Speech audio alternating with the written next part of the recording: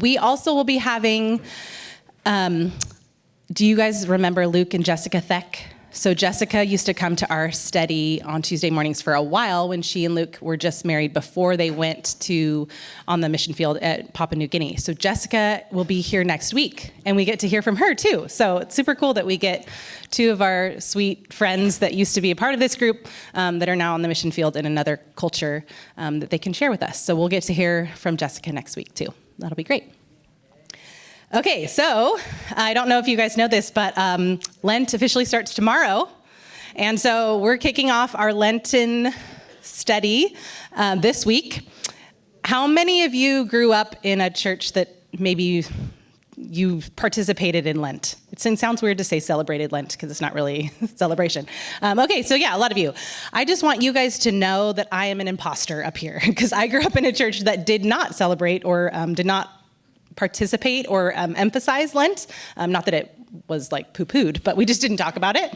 And I've just discovered the practice of Lent as an adult. And so a lot of you have a lot to share with me about what Lent represents and means for you. I'm just coming to you humbly to say, have learned about this as an adult, and it's been really helpful and powerful in my preparation for Easter, and I want those of you who also didn't grow up in a church that celebrated Lent to feel empowered to lean into this season also. We talked about Lent in our staff meeting this week, and it was really fun to hear from some of the staff members who have been a part of churches where this is a little bit more of their culture and all the insights that they had. So that's what I'm just going to briefly talk about today, and then I'm going to go through the Lent guide so that you kind of know what you're doing as you head into this week for homework.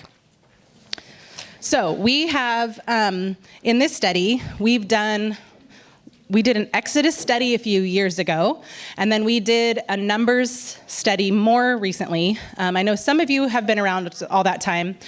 If you didn't get your Lent packet, you can pick it up. That's fine. I'll talk about it towards the end of my talk, so you don't need it right this second, but now is probably a good time to pick it up.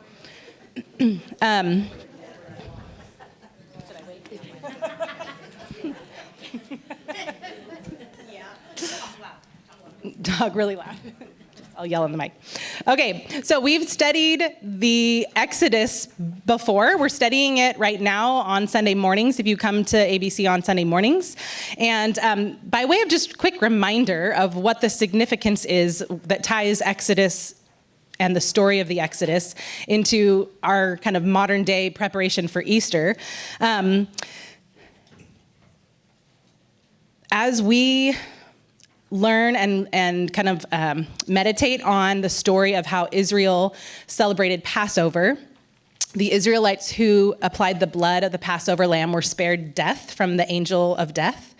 In Exodus 12:13, it says, "When I see the blood, I will pass over you, and no plague will befall you to destroy you when I strike the land of Egypt." So Yahweh invites his people to practice Passover every year after that to remember what he's done. And we see that in the Old Testament a lot, of how the Lord has instituted these festivals and feasts for his people to remember, because we are a forgetful people, right? We can empathize with the Israelites in being forgetful, right? And we need those reminders. And so in the New Testament, the Passover and Easter are really tied together very closely, and Jesus is really intentional. He is intentional during Holy Week, he celebrates Passover with his disciples. And he was really intentional to make it that time when he basically submitted himself to the rulers and the powers and surrendered in death to the rulers and the powers. And the Apostle Paul talks a lot about that in Ephesians. So we get to study Ephesians at the women's retreat, and I'm super excited. So I'm like, my mind has been on the powers a lot lately. If you want to learn more about the powers, just have that lens when you read through Ephesians. It's super incredible. The blood of Christ, which is the greater Passover lamb, spares us from death. So in Ephesians 1:7, it says, "In him we have redemption through his blood, the forgiveness of our trespasses." So Easter, and I know this is just a reminder for all of us, this is not new information. Easter is the celebration of Jesus, our Passover lamb, who rose from the dead and conquered sin and death. Easter symbolizes rebirth, but also forgiveness and God's saving power.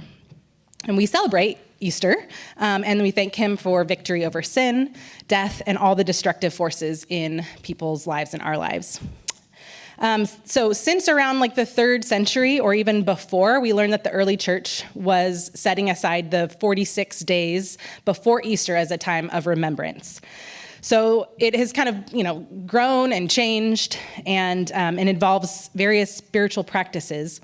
But one of the books that I was reading about Lent, and I forgot to bring all my books. I have all these books about spiritual practices and Lent, and I was going to bring them so you guys could look through them, and totally forgot. It was one of those mornings.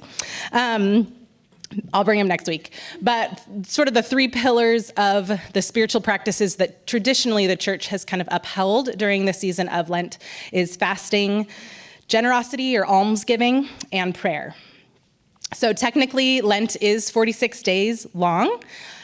Each Sunday represents a little Easter. And so a lot of, throughout history, each Sunday has been, so if someone was giving up eating meat on, like through Lent, which I think is a pretty traditional one way of celebrating. Like I think the Catholic Church has done no meat.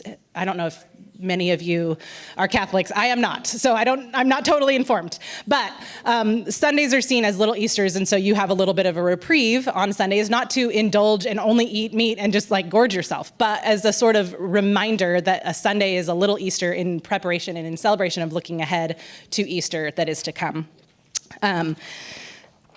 So some people have done that, some people don't. It kind of depends on what you choose to give up during Lent, or the fast that you're doing, or your spiritual practice that you're doing. There's a book that I will bring next week. It's called Bitter and Sweet, and it's just really helpful. It's a little Lenten kind of devotional. But one of the quotes that she shares in the book is this.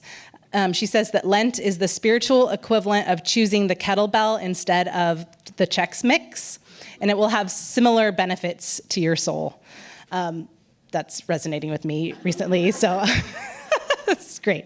Okay, so I have put together this little guide. It is not new because I've used it in the past. So if you've been a part of our studies during the spring and during Lent, it's the same guide, which is the first page of your booklet here, the first front and back. So it might not be new information for you. But I would just encourage you to think through, maybe if you can spend some time today or tomorrow to think through something that might be significant for you to do during Lent. And it doesn't have to be something super depressing and that you're like depressed for the next 40 days.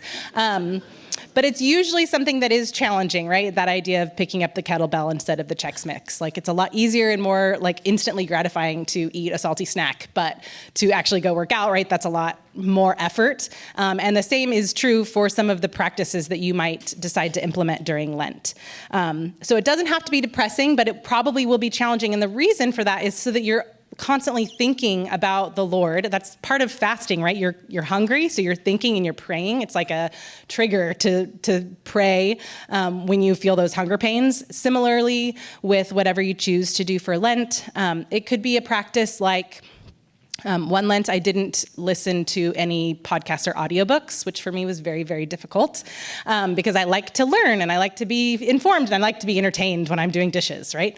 And that was just a triggering practice for me, that instead of listening to something that wasn't in and of itself really bad, I wasn't listening to like super bad podcasts, but instead filling my mind with listening to the Spirit and asking the Lord and praying and taking those moments. So it's like giving up one thing and replacing it with something that you know is good. And that will have ramifications that expand beyond Lent, right? So in the moment, you do it for 40 days, and then at the end of 40 days, theoretically, you go back to whatever your normal habits are. But a lot of times, I think we'll find that those habits kind of come back, and you think, you know what? I remember that one time when I set aside no listening, and I was just listening to the Spirit of God, and I'm going to do that today because it was really helpful for me, and it was really grounding for me.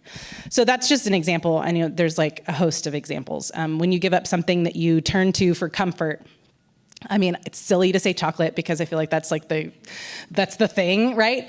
Don't pick chocolate if that's not going to be hard for you. It's for some of us, it might be actually really challenging, and for some of us, it's not that big of a deal. So don't just like pick that just because.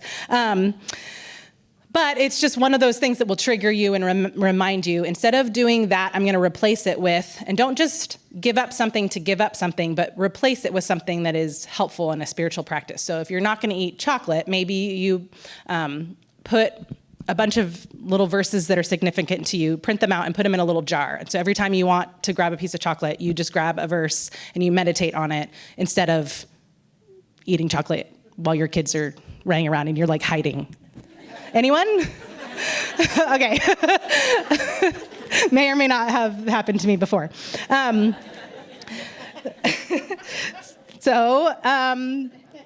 funny. I didn't plan on sharing that. If you don't, and you probably do have a habit of being in the Word every day because we're in Bible study together and we have homework to do, so that helps us get in the Word every day. But if you're not in a normal habit of getting into the Word every day, that's like my top recommendation for Lent. If you're not going to, or that would be something to add in. And whether or not you give up something to help that practice is up to you. I don't want you guys to feel like you have to give up something. If you don't want to give up something, don't do it. But ask the Lord. Like, he might say, not right now. This is not a season to give up something. But he may say, yeah, lean in this way. Maybe there's a habit or a practice that you can give up and forego for a season, and instead replace it with something that will be helpful as you grow and walk with the Lord. Does that make sense? Okay, so the guide will talk a little bit more about that and give some ideas, like fasting for one meal a day, fasting for one day a week during the season of Lent. If you haven't fasted before, just pick a meal. Breakfast is usually the easiest to pick, and then have an hour where you're not going to eat, because otherwise you'll be eating lunch at like 9:30. Once again, speaking from experience. Have a time where you're going to have lunch at a certain time, but instead of not eating, spend extra time in the Word, because there have been times when I've fasted and not replaced that meal time with time in the Word, and that is dumb. So don't do that, and spend time in the Word instead of eating, and then use it, just think of it as you're eating the Word, you're eating Scripture, and use that to nourish you. I'm sure if you Google a bunch of like fasting verses, you can find a bunch of verses that you can meditate on. It would probably be most helpful to go to where those occur in context and think about them in context, because some of them are sort of random. But if you like spend time meditating on the words of Jesus when he talks about, I am the bread of life, that's been really significant for me in moments of fasting, because he truly is the nourishment that we all need. I'll talk about fasting next week a little bit more, so prepare yourself. I know a lot of you might not be thrilled. That's a really hard one. But there are lots of other spiritual practices, and if you would like to talk more with me about some of those ideas or spiritual practices, once again, I was going to bring my books, but the Celebration of Discipline by Dallas Willard is really, really good. And it's not like a super easy read. Dallas Willard is not an easy read in any of his books.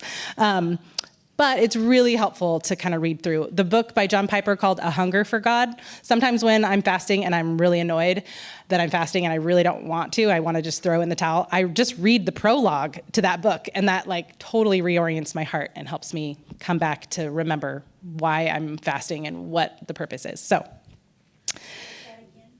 John Piper's book, A Hunger for God, and then Dallas Willard's book, Spirit of the Disciplines, I believe. There's also the Richard Foster book, that's Celebration of Discipline, sorry. Both those books would be helpful, but I was thinking of the Spirit of the Disciplines. Dallas Willard is incredible. So if you haven't read Dallas Willard, that's a good book to start. Also, Hearing God, that doesn't have as much to do with Lent. Okay, so, sorry. If you want to flip open to the first page, I'll just help orient us as you head into this week. It says, week 1, read Luke 1 through 5. So we're going to read 5 chapters of Luke as we go through this season. So originally I thought that this would be less homework than the study we would have just finished.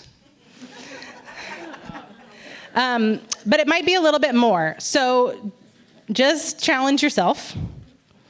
And there are 9 questions per week that you guys will answer in preparation for the discussion in your small groups. So small group leaders, if you feel the need to whittle down those questions and pick some specific ones so that your group knows exactly which questions you're going to discuss, that's fine with me. But there are those questions, 9 questions each week, and they are not... No, I hope they're not too hard, but this is not as like spoon-fed as some of the other Bible studies, right? So I didn't take the time to say, in chapter 1, answer this question after you read it. It's like, read the chapters, and then when you come to this, you might be like, oh, this is back in chapter 1, and you might have to go back and skim it. Do you know what I mean? It's not like quite as cookie cutter, so I'm sorry, but also we're adults. And you are smart women, and you are capable. So anyways, I think that's it. I probably talked a little longer than I should have. If you have any questions, please you can talk to me today, but if you have questions as it comes throughout the week, just email me, and I can help answer any of those questions. Each large group, so we're going to continue to meet in the large group first. Each large group, we will be highlighting one of the spiritual practices. There are many spiritual practices, but this large group will be highlighting one each week. And so next week, after we hear from Jessica Theck and hear her update, then I'll be sharing just briefly on fasting. Then the following week, Lisa Stradley will be sharing on prayer. And the following week after that, Lisa Haugen will be sharing on Sabbath. And then Missy will be sharing on generosity. And then Elizabeth Williams, who some of you don't know because she comes to the evening study, she will be sharing on community. So I'm really excited for these next few weeks. I think it'll be really good. Any questions right now? I do. Yeah. At the very, very beginning, you said there was 3 focuses. Oh, yes, like the 3 pillars of Lent traditionally. Fasting, alms, and then something else? Fasting, almsgiving, and prayer. It's like the 3 legs of the Lent table. Pam, did you have a question? Yes, yeah. So we'll be recording them. I'm recording this one right now. So if anyone is not here in your group, they can. I don't know how profitable this little part has been, but they can watch it and then orient themselves. If anyone needs the PDF of this, obviously we'll have copies next week too. But if they want the PDF of this now and they missed it, then just have them email me and I'll email it to them ASAP. Maybe I'll just email all the group the PDF so everyone has it. Yeah. Any other questions? Okay.